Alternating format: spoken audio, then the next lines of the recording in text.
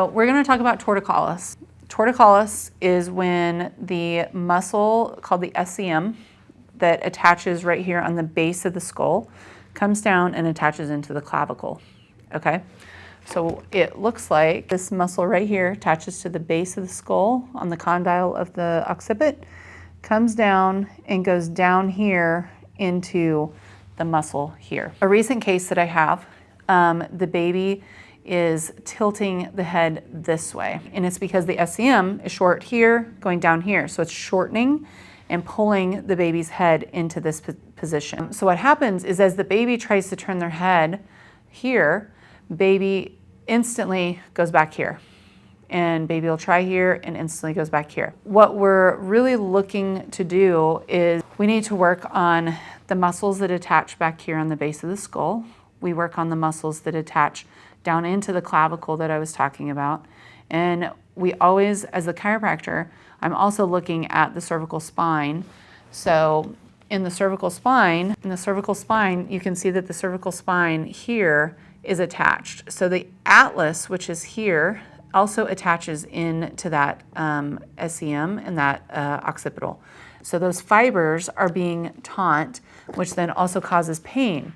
So when a baby goes to latch to nurse, what we see is that baby may do okay on the side that baby's rotated to intention, but when we turn the baby this way and baby's wanting to look this way, baby's really uncomfortable. And they won't be as efficient either because it's tightening all the muscles coming in and underneath the jaw. With some cases, what I'll see is some babies will go and have a tongue tie release done, which we talked about the muscles underneath the tongue attaching, and you can see the digastric attaches underneath the jaw and then comes here, comes through the sleeve, and comes back and attaches to the same area that that condyle is attached to. So what ends up happening is it causes the tongue to not be able to elevate and move like it needs to, so it doesn't have full range of motion, even though the baby already had the tongue tie released. But were they fully able to get the release? A lot of times not. In one case that I have right now, the tie was all the way to the tip of the tongue, so baby was very, very restrictive. And so that's also what caused, and now that we're looking at it, we can see that there's a little bit of tissue coming forward. When we get that torticollis to calm down, what we'll see is that the tongue is actually got more range of motion, and we can see more of that frenum underneath the tongue again. So benefit of treatment is babies should be able to go, we'll start with tummy time. So torticollises affect tummy time because one, the baby can't go into extension because their head is being twisted and turned to one side. So they're going to develop this asymmetrical movement pattern, which in essence then affects their ability to integrate what's called the asymmetric tonic neck reflex. So whenever a baby goes into creeping and crawling, we should see that the baby can go back and forth like this as their arms and legs are moving. If they're tonic and tight on one side, they won't be able to do that either.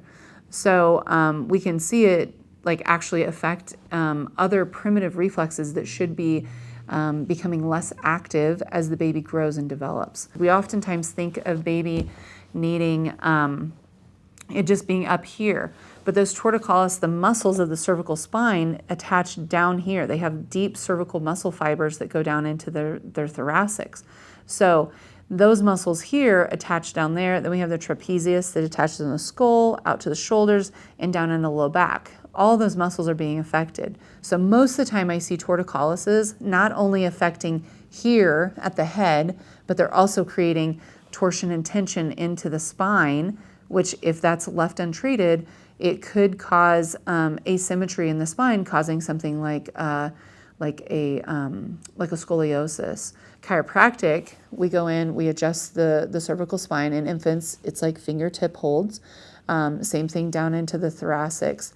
The other thing, and we're going to go visit the laser here in just a second, but we use the cold laser at very low wattage to help release the fascial and muscle tension that the baby's having. So then we can implement some stretches. I oftentimes tell mom, just place baby in her lap with the arm down and then gently lift the baby like this. And so we can actually start stretching those muscles on the side of the baby's head and down into the shoulders and neck, as well as if you can see the whole baby, we're stretching into the hips and pelvis also.